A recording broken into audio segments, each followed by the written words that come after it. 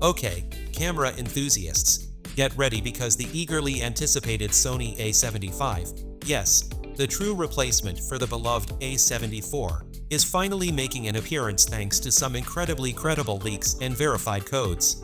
But let's dissect it all before you get too excited. What is true? What remains in the possibly trendy? Most importantly, is this time around truly worth the money you're spending? Let's discuss what we currently know and what we anticipate from the Sony A75.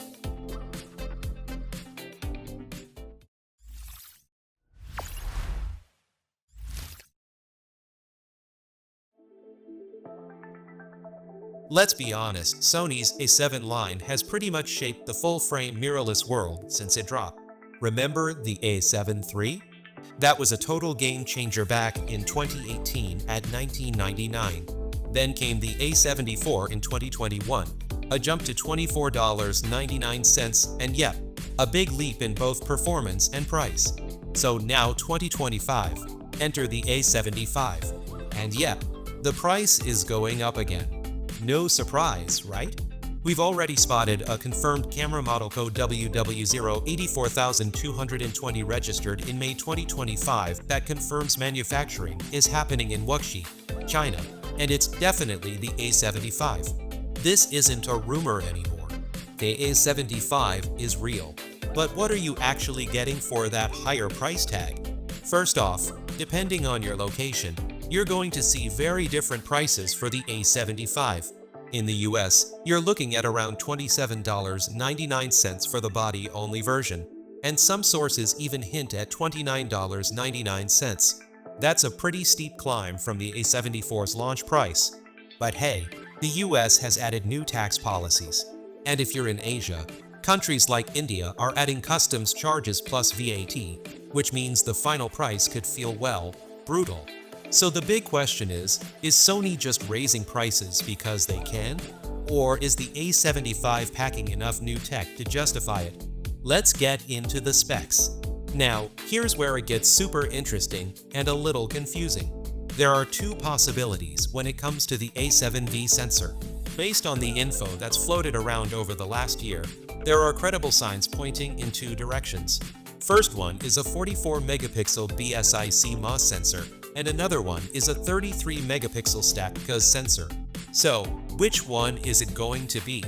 Well, we don't have the final confirmation yet, but if Sony wants to compete seriously with cameras like the Leica Q3 or even their own RX1R Mark III, a 44-megapixel sensor could make a lot of sense. A more resolution, more detail. Great for pros and hybrid shooters who need flexibility in cropping and printing.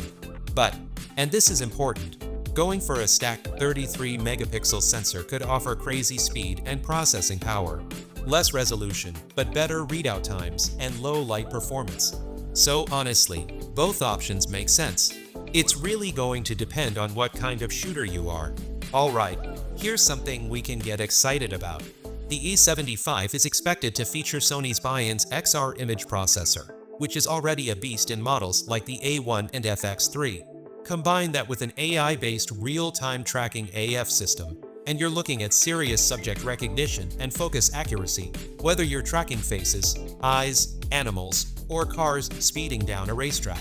But here's the kicker. With AI now baked deeper into autofocus, the A75 could handle even trickier scenes. Backlit subjects, busy backgrounds, quick movements, all while sticking focus like glue. Sounds promising, right? Still, let's not forget AI tracking can sometimes be unpredictable in very low light or when there's complex movement. Hopefully, Sony's got this ironed out better than previous models. Now, let's talk video because that's where Sony's really pushing boundaries. We're hearing that the A75 will offer 4K 16-bit RAW output along with support for Slog 3 and Sinotone. Translation: it's going to be a dream camera for content creators, YouTubers, and indie filmmakers.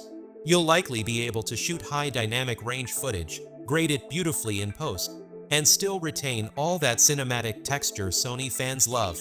But here's the thing. If the A75 doesn't offer 6K or full-frame 4K at 60 frames per second, some people might feel let down. It's 2025. These features are becoming standard on even mid-tier models.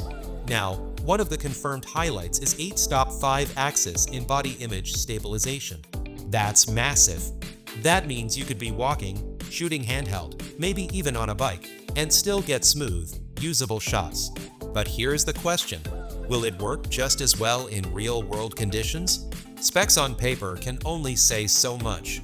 If Sony nails this, handheld video and still shooting will feel incredibly natural. If not, well, tripods are back in fashion. Also, dual card slots, CF Express Type A and SD is back, which is great news for hybrid shooters juggling high bitrate video and stills. As far as the body goes, no confirmed redesigns just yet. But since it's a continuation of the A7 line, don't expect any radical changes. That familiar, sturdy Sony build quality is almost guaranteed. Probably weather-sealed, lightweight with deep grip, and customizable buttons. Exactly what pros expect. Now, here's the final takeaway. The Sony A75 is clearly being positioned as a serious hybrid tool, aiming to balance photography and videography with a high-end sensor, better processing, improved stabilization, and next-gen autofocus. But is it perfect? Probably not. If Sony goes with a 33-megapixel sensor instead of 44-megapixel, some photographers might feel like they were hoping for more. If it doesn't include full-frame 4K 60p or oversampled 6K, filmmakers may look elsewhere. And of course, there's the ever-growing price. That's always going to be a hurdle for many. So, what do you think? Is the A75 shaping up to be your next camera upgrade? Or does the rising cost, sensor uncertainty, or lack of major design shifts have you holding back? It's really going to depend on what kind of shooter you are. Hopefully, Sony's got this ironed out better than previous models. Let us know in the comments because this conversation's just getting started. And hey, if you found this breakdown helpful, don't forget to hit that like button, subscribe for more deep dives, and we'll keep you updated the moment Sony makes things official.